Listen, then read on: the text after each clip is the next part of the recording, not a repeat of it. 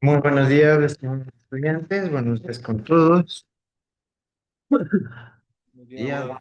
días. Hola, ¿cómo están? Buenos días. Qué gusto volverles a ver, muchachos. ¿Cómo están? Buenos días, buenos días.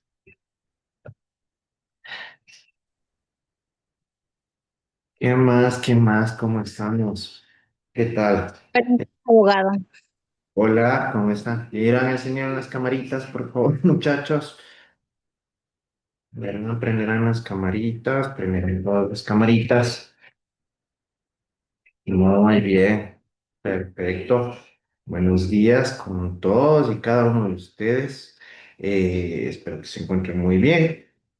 Espero que hayan tenido un bonito fin de semana, que hayan recargado energías.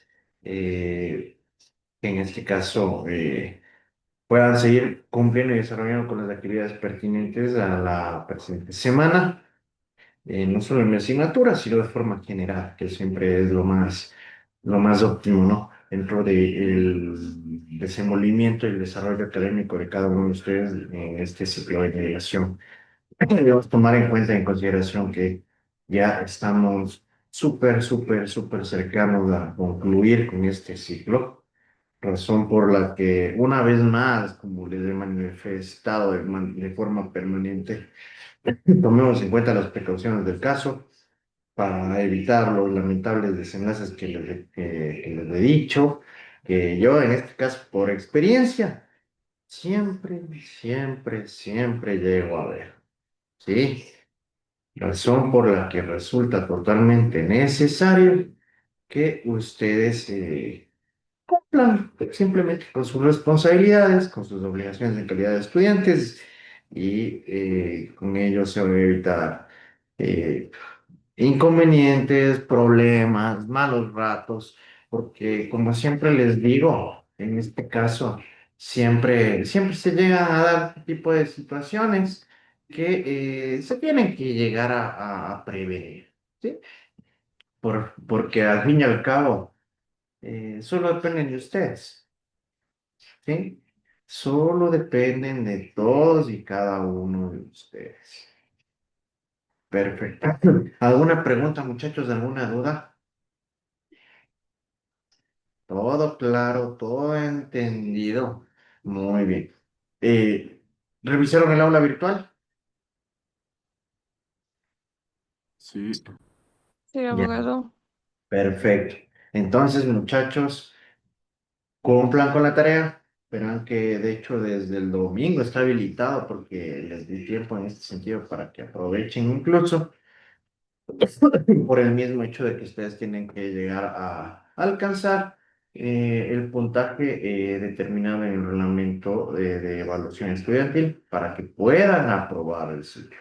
Y de forma permanente, de forma consecuente, ustedes han venido a lo largo de los dos parciales obteniendo estas calificaciones a través de sus méritos, ¿no es cierto? A través de sus esfuerzos, a través de su sacrificio, de su dedicación y de todas las actividades que han venido desarrollando cotidianamente. Perfecto. Son cositas que resultan importantes, son cositas que se deben tomar en consideración, son cositas que se deben establecer con el único propósito de alcanzar el cumplimiento necesario para que puedan aprobar en este caso este ciclo. Muy bien. Sin más, muchachos, vamos a tomar asistencia. Denme 12. Hoy es 22 de julio. Ya, a 5 días de mi cumple estoy. Muy bien. Perfecto. Vamos, muchachos. Estarán pendientes. Nieves Agualongo, Presente. Jimmy Aguilar, Presente. Ronnie Aldaz. Ay, sí, muchachos. Cada quien es responsable de sus actos. Said Andrade, Presente. Carla Arellano, Presente. Michelle Bermeo, Presente, abogado. Dolores Bombosa, Presente. Britney Ceballos, Presente. Edison Chávez, Presente, abogado. Diego Chávez, Presente, abogado. Adrián García, Fabián García, Presente, abogado. Lina Guayi, Presente, abogado. Catherine Guamán, Presente, abogado. Jeremy Wambo, Presente, abogado. Andrea Guapulema, Presente, abogado. Cintia López, Presente, abogado. Jocelyn López, Presente. Jordi, despierte, señorita. Presente. Jordi Mazacón. Perdón, casi me confundo, es que la señorita López, como está en otro planeta. Nayeli Montero. Presente. Señorita López, encienda la cámara, si no, proceda a retirarse. Sí, Abogado. sí fui claro. Ya. Abogado. Abogado. Dime, Yo soy Nayeli. No sé qué pasa con mi cámara. Yo la estoy prendiendo, pero no se ve. Sale todo oscuro. Melanie Morales, Presente. Vanessa Orozco, Presente. Ligia Saltos. Señorita López, las cámaras son para tener contacto con los estudiantes, no a las paredes o a los techos. No sé si me hago entender. ¿Sí me escuchó, señorita López? Bueno, verán, yo como les he dicho, no me complico, muchachos. Ya, listo. Van a continuar. Shirley Sánchez, Presente, abogado, buenos días. Diego Silva, Presente, abogado. Buenos días. Aida Tito, Presente, abogado. Buenos días. Evelyn Topanta, Katia Uska, Presente, abogado. Buenos días. Melanie Vega, Buenos días, abogado. Presente. Carla Villacrés, Presente. Kathleen Zambrano, Presente, abogado. Hola, Justin, Andrea Zapata, Presente. Anaí Saruna. Presente, abogado, buenos días. Hola. Están con falta Ronnie Aldaz, Adrián García y Evelyn Topant. ¿Sí? Perfecto. Muy bien. Déjenme verificar. Vamos a ver. Hoy es 22. Ya se acaba el mes. Y tenemos el listado. Perfecto. Muy bien. Perfecto, muchachos. Ah, cierto. Lady me estaba preguntando algo, ¿no? El día de ayer. Muchachos, sí, tienen que realizarse los exámenes médicos como requisito para la matrícula. Sí. En este caso deben tomar las siguientes consideraciones. Este es un proceso que lo maneja directamente Bienestar Universitario. ¿Sí? Entonces, yo supondría que en el transcurso de las 2 siguientes semanas, ellos ya emitirán el cronograma correspondiente para que ustedes puedan realizarse esos exámenes, ¿sí? Eh, que tienen que hacerlo en los laboratorios de la universidad. Eh, Suelen hacer un cronograma por carreras, por el mismo hecho de que ustedes entenderán de que son uno o dos estudiantes, ¿no? O no es solamente es un curso. Entonces corresponde a todas las carreras, a todos los paralelos. Entonces, por la magnitud y el número de estudiantado, suelen hacer un cronograma. Pero como le dije a Lady, que ya les ha de haber informado también, eh, ya les dan de mandar el cronograma pertinente con la anticipación del caso. En este sentido, tiene que ser con mucha premura por el tema de que, como ya se los manifesté, ustedes van a tener solamente 15 días de vacaciones, ¿no? Así que dentro de esos 15 días supondría que van a hacer el desarrollo de los exámenes de México. ¿Sí? Así que tomar eso nomás en consideración y con eso creo que ya no han de tener ninguna duda en el sentido, ¿no? En relación a ese tema en particular. Que bueno, yo también les recalco porque Lady ya les debe haber pasado el dato ayer. Entonces, es importante que tengamos en cuenta también estos particulares, ¿sí? Muy bien. Vamos a continuar con lo que nos corresponde, muchachos. Perfecto. En sí, vamos a continuar hablando sobre lo que concierne al tema de la presente semana. Nosotros hemos venido tratando temas bastante importantes que han provocado una conmoción y un cambio, modificaciones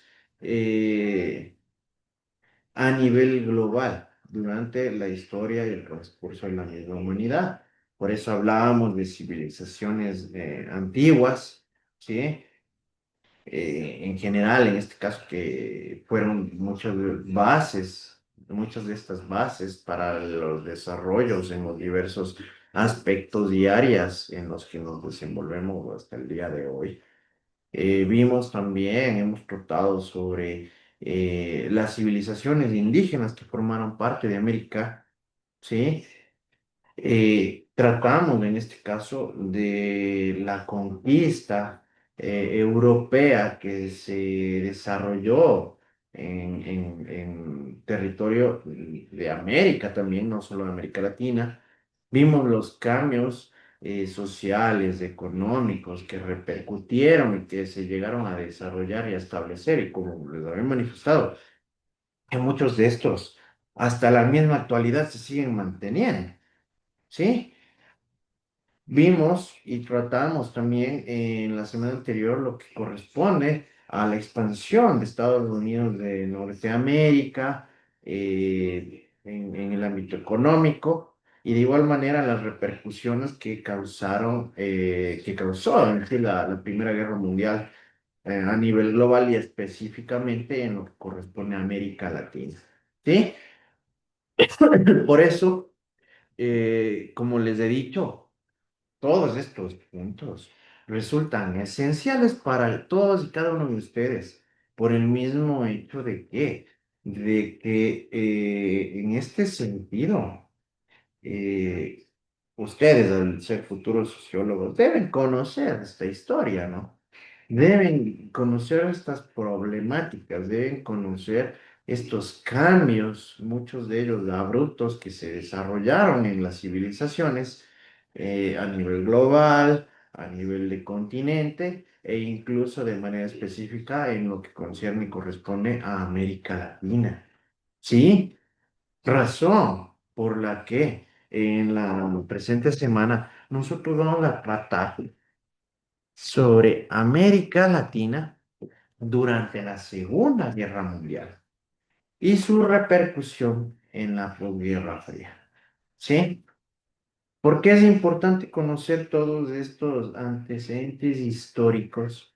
Por el mismo hecho de que cada uno de estos procesos, incluso conflictivos, llegaron a dejar marcas imborrables que crearon cambios permanentes y que muchos de ellos incluso se siguen manteniendo.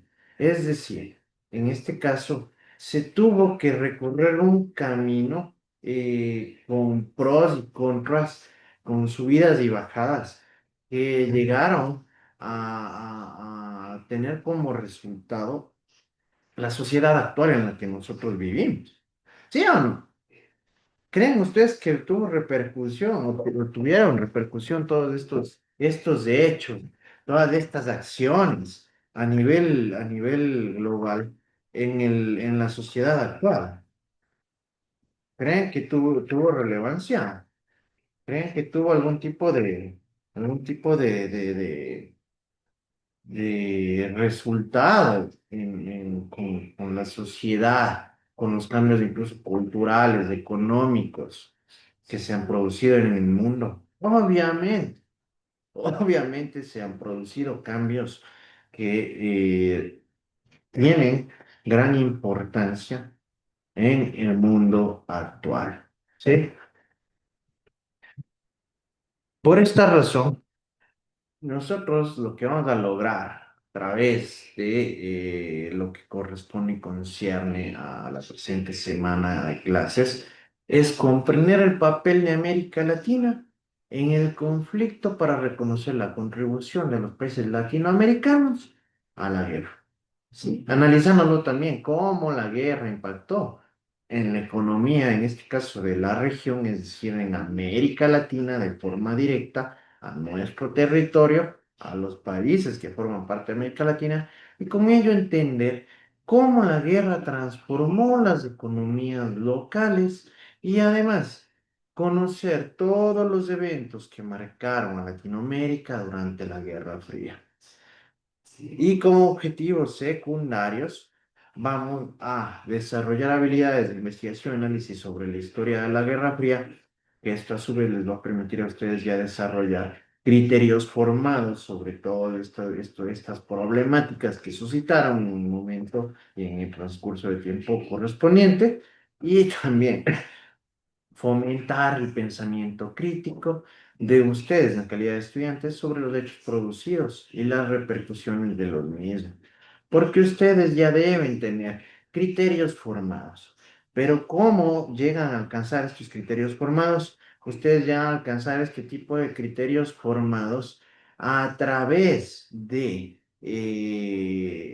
conocimiento, ¿no? De su preparación, de la información con la que cuentan acerca de varios tópicos, temas problemáticos de análisis dentro de la sociología, que como ya lo hemos visto, dentro del entorno y del ámbito de estudios y de la sociología está la sociedad, la cultura, las tradiciones, el ámbito económico, ¿verdad? ¿Sí? Incluso las interrelaciones en este caso entre los países a nivel global y toda la repercusión y los cambios que llegan a provocar en sí dentro de su convivencia y sus relaciones internacionales. Muy bien. América Latina durante la Segunda Guerra Mundial. En este caso debemos tomar en cuenta que se desarrolló en el transcurso de tiempo de 1939 a 1944. Con el estallido de la Segunda Guerra Mundial en 1939, la región fue escenario de un aparatoso combate naval entre ingleses y alemanes que arrojó el hundimiento del Grave Spee en la desembocadura del Río de la Plata. ¿Sí? Es decir, que hasta los mismos conflictos y enfrentamientos de países europeos se llegaron a desarrollar en nuestro territorio. Y el consiguiente alineamiento de la mayoría de los países latinoamericanos con los de Estados Unidos. ¿Sí? Es decir, los países de Latinoamérica se alinearon, apoyaron e impulsaron a Estados Unidos dentro de este conflicto. La influencia fascista entró en rápida decadencia. Una de las pocas excepciones fue Argentina, donde un grupo de militares de derecha que simpatizaban con la Alemania nazi se hizo del poder en junio de 1943, adoptando una serie de medidas autoritarias y ratificando la neutralidad argentina en el conflicto mundial. Esto incluso, yo les recomiendo, vean programas de historia, ¿no? Vean programas de History Channel, de Discovery, de Nat Geo, en los cuales llegan a desarrollar, en este caso, este tipo de eventualidades que son bastante relevantes, ¿no? En este caso, como nazistas se llegan a instaurar en ciertos territorios de Latinoamérica. Aquí tenemos un ejemplo, como en Alemania, otro país en los cuales se llegaron a tratar de camuflar estos nazis, fueron en Brasil también, ¿sí? Pero aquí en Argentina llegaron incluso a obtener poder. En represalia, una escuadra de guerra de Estados Unidos bloqueó el puerto de Buenos Aires eh, en enero de 1944, adoptando con la,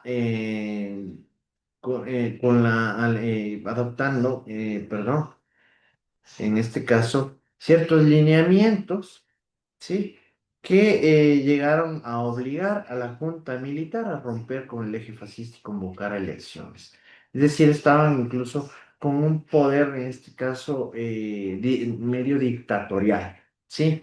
Y que por los mismos hechos de que ya existe un poder de resistencia, un contrapeso, por llamarlo así. Esto es algo que siempre vamos a ver incluso en el ámbito político. Nosotros tenemos pesos y contrapesos, ¿sí? En este caso, incluso aquí en el Ecuador, el contrapeso del presidente de la República del Ecuador en la Corte Constitucional. ¿Por qué? Porque ellos observan las acciones, en este caso, que llega a desarrollar la máxima autoridad del país, ¿sí? Pero como podemos ver, siempre hay contrapesos desde diferentes perspectivas. También, en este caso, Estados Unidos llegó a tener este impulso para que vuelva a darse un ámbito con carácter democrático. En este periodo, la América Latina se comportó como una especie de retaguardia aliada, proporcionando materias primas, alimentos a bajos precios y especies con la promesa en el futuro, incluso de llegar a dar un trato referencial, en este caso, a Estados Unidos. Además, se aceptó la creación de una hipoteca de zona de seguridad de 300 millas. ¿Sí? Se dieron como netamente para que hagan uso, y no para que se adueñen, para que exista el uso de territorio, en este caso marítimo, dentro del cual reclamaban que los países que formaban parte de este conflicto se abstuvieran de actos de guerra, ¿sí? Como la concesión a Estados Unidos mientras durase el conflicto de numerosas bases militares en el hemisferio. Es decir, permitieron que Estados Unidos establezca bases en países de Latinoamérica. Los cambios democráticos en este caso se desarrollaron entre 1944 y 1947. Al término de la Segunda Guerra Mundial, la bancarrota del fascismo a nivel internacional estimuló la rebeldía popular en América Latina y provocó la caída sucesiva de aborrecidas dictaduras y regímenes tiránicos avalados con largos años de represión interna. ¿Qué quiere decir esto? Que existieron gobiernos dictatoriales en algunos países de Latinoamérica, como en el caso en Chile también, en Argentina, ¿sí? Que se llegaron a instaurar, a imponer este tipo de dictaduras. A través de jornadas revolucionarias y democráticas se puso en manifiesto el significativo crecimiento de las organizaciones de izquierda, ¿sí? De la fuerza obrera y del movimiento democrático. Es decir, ya se empiezan a organizar y a establecer en contra de la ideología de derecha, que en este caso tiene una perspectiva totalmente contraria a la distribución de igualdad de la riqueza y temas económicos, en este caso de desarrollo general, sino particular. Sí, es decir, empiezan a crearse estos grupos, ¿no? De, de, que contrarrestan esta ideología de derecha. En 1944 y 1947, las masas populares de un extremo al otro del continente se levantaron enardecidas por consignas anti-oligárquicas y antifascistas. Es decir, para que el poder se concentre solo en un poco de personas, ¿no? Como ya lo hemos venido viendo, incluso de forma directa, en un pequeño grupo de familias delimitadas, en reclamo de una mayor democratización de la sociedad, de elecciones libres en favor a la plena actividad de partidos y sindicatos, así como por reivindicaciones sociales y nacionales de envergadura y contra la asfixiante dominación de las grandes potencias capitalistas. La magnitud del movimiento, a pesar de su carácter espontáneo, obligó en muchos lugares a la oligarquía aliada al capital norteamericano a hacer importantes concesiones a los trabajadores y al pueblo en general. ¿Sí? Restableciendo en este caso incluso libertades democráticas, es decir, la elección de sus representantes en el ámbito político, e implementando una legislación social que a veces excedía sus intereses clasistas. ¿Sí? En este caso, vamos viendo cambios políticos también, ¿verdad? Cambios sociales, que en este sentido ya se vienen instaurando estos contrapesos, como les decía, de ideologías dependiendo las diversas perspectivas, pero en sí ya se va dando mayor libertad y se va desarrollando la democracia de manera más abierta, ¿no? Y más accesible para incluso la misma sociedad en la que se desarrollaba. En varios países los partidos comunistas salieron de la clandestinidad, ¿sí? Al mismo tiempo que se constituían sindicatos legales con proyección nacional. Simultáneamente se fortaleció el movimiento obrero a escala continental.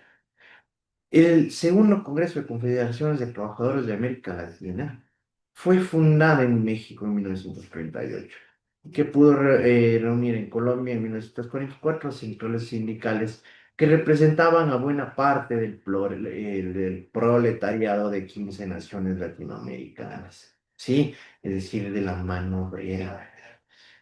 El basamiento de muchos de estos cambios políticos se encontraban en el relativo auge que experimentaba la economía de América Latina desde la Segunda Guerra Mundial, incentivada por un inusitado, sí, ya no veo. Al señor Aldaz ya díganle que no se conecte de gana. Ya, ya es 8:45.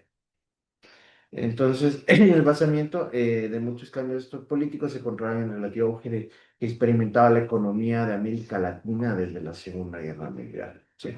Incentivada por un inusitado crecimiento de la demanda externa.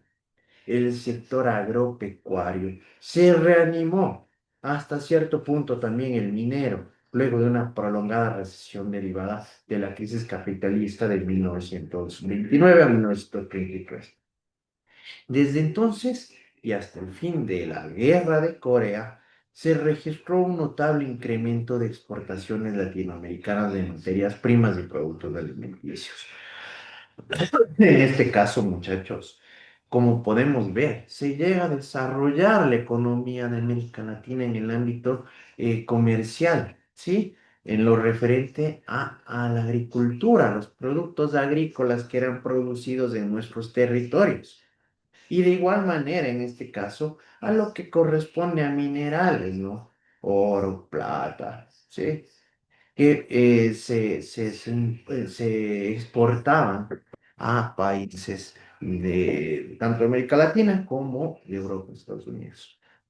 A la par, se producía un sensible mejoramiento coyuntural en los términos de intercambio, que también contribuyó a propiciar esta ola de prosperidad, la cual se hizo sentir mediante la relativa relevancia del nivel de vida de la población. ¿Sí? Incluso algunos países europeos tuvieron que liquidar muchas de sus inversiones para saldar la deuda adquirida con varios países latinoamericanos durante la guerra. ¿Sí? Es decir, que tenían pendientes, tenían deudas, no tenían saldos, que en este caso algunos países de Europa, con el propósito de cubrir, llegaron a entregar las inversiones que habían presentado o tenían instauradas en el territorio de Latinoamérica. En estas condiciones favorables, la burguesía de Latinoamérica amplió su acumulación de capital, canalizada en los países con un desarrollo económico relativamente mayor. Dentro de los mismos, a Brasil, a México, tenemos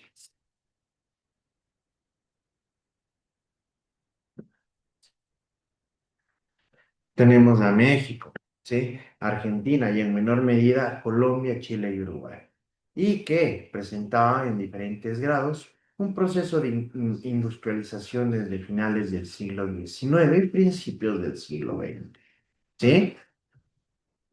Es decir, que a pesar de las luchas constantes, desde la conquista, desde del planteamiento de ideologías liberales, desde varias luchas sociales que se vinieron desarrollando en todos estos transcursos de tiempo. Nunca, nunca, nunca se pudo en sí liberar de manera absoluta o eliminar estos grupos de poder como la burguesía, ¿no? Que en primer lugar nosotros tenemos clarísimo se instauraba por los españoles, en este caso que eran los conquistadores, pero que de manera posterior fueron en este caso manteniendo otros grupos también de poder. Los aires democráticos renovados de la posguerra alcanzaron diferente intensidad de un país a otro. Sus primeros efectos se advirtieron en Centroamérica desde principios de 1944, donde se creó una álgida situación revolucionaria. Las luchas comenzaron en El Salvador en abril, cuando se desató una incontrolada sublevación popular que exigía la renuncia de Maximiliano Hernández Martínez, luego de 30.000 campesinos de 1932. Recuerden que estamos hablando que en muchos países de Latinoamérica se instauraron dictaduras. Aquí tenemos un ejemplo de ello, ¿no? En el movimiento participaron trabajadores, representantes de las capas medias, jóvenes oficiales de ejército y hasta elementos de la propia oligarquía que están cansados de este tipo de abuso, ¿sí? De esta, de este proceder prepotente, abusivo, ¿no? Contra el pueblo y la sociedad. Una huelga estudiantil seguida por imponentes manifestaciones callejeras y una paralización total de actividades obligaron al tirano a huir. ¿Sí? Los acontecimientos salvadoreños repercutieron en Honduras y Guatemala. Es decir, al ver y al tener ya como ejemplos de lucha, en este caso en El Salvador, los pueblos de Honduras y Guatemala, también gobernados por otros dictadores, empezaron a levantarse y a sublevarse contra Tiburcio Cañas y Jorge Ubicó permanentemente. En Ecuador también las fuerzas progresistas se unieron en un amplio frente policlasista, ¿sí? Una alianza democrática que reunió a conservadores, liberales, disidentes, socialistas, comunistas, contrario a la política arbitraria y reaccionaria de Carlos Alberto Arroyo del Río, cuyo régimen había adquirido un claro perfil dictatorial. ¿Qué quiere decir esto? Que también ya tenía esa previsión como para imponerse de forma prepotente, arbitraria, abusiva ante el pueblo. Es por eso que ya aparecen estos contrapesos, estas alianzas, estos grupos de subordinación a este autoritarismo, ¿sí? Abusivo. Multitudinarias manifestaciones públicas seguidas de una huelga nacional y de un levantamiento del ejército en contra del odiado cuerpo de carabineros terminaron por derribar. La llamada Revolución Gloriosa llevó a la presidencia un carismático líder de larga trayectoria política como lo es José María Velasco Ibarra. ¿Sí? Gracias a aquellas intensas jornadas, los trabajadores ecuatorianos consiguieron importantes reivindicaciones en ellas, entre ellas la creación en julio de 1944 de una confederación obrera unitaria. Entonces aquí, incluso en el mismo propio territorio ecuatoriano, pudimos llegar a observar cómo se desarrolla este alineamiento incluso social en beneficio ya de la generalidad, buscando el obtener la creación, el desarrollo de derechos incluso de los grupos más vulnerables. El apogeo de la Guerra Fría, de 1947 a 1959. A partir de 1947 se desató en América Latina una furiosa oleada antidemocrática promovida directamente desde Estados Unidos y destinada a frenar las ostensibles conquistas populares conseguidas al calor de la victoria sobre el ISIS. ¿Sí? Aunque algunos de los primeros atisbos de la Guerra Fría y de la histeria anticomunista eran visibles a nivel internacional desde antes de 1947, ¿sí? Sin duda, la señal para la oficialización en este continente de una nueva doctrina diseñada por los círculos más reaccionarios de Estados Unidos provino de la reunión de cancilleres de las repúblicas americanas efectuadas en Río de Janeiro, la cual aprobó el tratado, eh, el cual aprobó el Tratado Interamericano de Asistencia Recíproca en septiembre de 1947. Poco después, la Conferencia Panamericana, celebrada en Bogotá en abril de 1948, sirvió para impulsar los planes norteamericanos de conformar un bloque político-militar al servicio de Estados Unidos y definir la línea de contención al comunismo. En este caso, también, como podemos ver, Estados Unidos tenía una ideología bastante contraria al comunismo, ¿sí? Por el mismo hecho de que en este caso las bases estadounidenses tienen una ideología de desarrollo en relación a la propiedad privada, ¿sí? Entonces, obviamente repercutía en este caso con los propósitos que tenía Estados Unidos. En ella participó el propio secretario de Estado Yankee, General Marshall, uno de los artífices de la Guerra Fría. En esta ocasión se condenó por primera vez, de una manera explícita, al comunismo en el marco de los esfuerzos norteamericanos para imponer a los países latinoamericanos la doctrina yanqui de las fronteras ideológicas. Es decir, que ya Estados Unidos trató incluso de forma también arbitraria de imponer en este caso ideologías, ¿no? A partir de entonces, uno tras otro, los gobiernos de América Latina fueron obligados a alinearse en el antisovietismo, a romper sus vínculos comerciales y diplomáticos con la Unión Soviética. ¿Sí? Ya que era uno de los adversarios de Estados Unidos en este caso, ¿no? Y el naciente campo socialista iba a desatar en plano interno una feroz campaña anticomunista que nada tenía que envidiar a la del senador McCarthy en Estados Unidos. Sí, incluso llegan a existir conflictos internos en este caso eh, en Estados Unidos, pero siempre con la visión de anteponerse, sí, o contraponerse, perdón, al comunismo, ¿sí? Casi al mismo tiempo se creó en 1951, con financiamiento norteamericano, la Organización Regional Interamericana del Trabajo, ¿sí? Para contraponerla al CTAL, que pronto se constituyó un instrumento para la persecución de los sindicatos progresistas. Es decir, que tenemos ya instauradas dos organizaciones, una con carácter de ideología de izquierda y la otra con una proyección de ideología de derecha, ¿sí?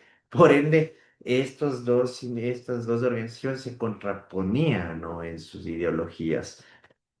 Esa fue precisamente la política que se siguió en México durante el gobierno de Miguel Alemán, de 1946 a 1952, que en 1947 expulsó de la Central de Trabajadores de México a los líderes obreros comunistas y a los seguidores de Vicente Lombardo Toledano, instaurado un sindicalismo oficialista sometido a un férreo control gubernamental charrismo, mientras se acentuaban los rasgos autoritarios del Estado.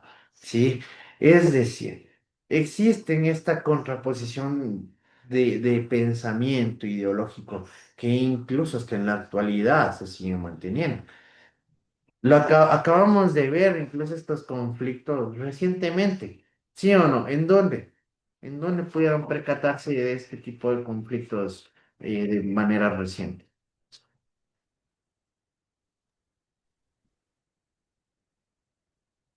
¿En dónde? En Irán e Israel. Aquí en el Ecuador.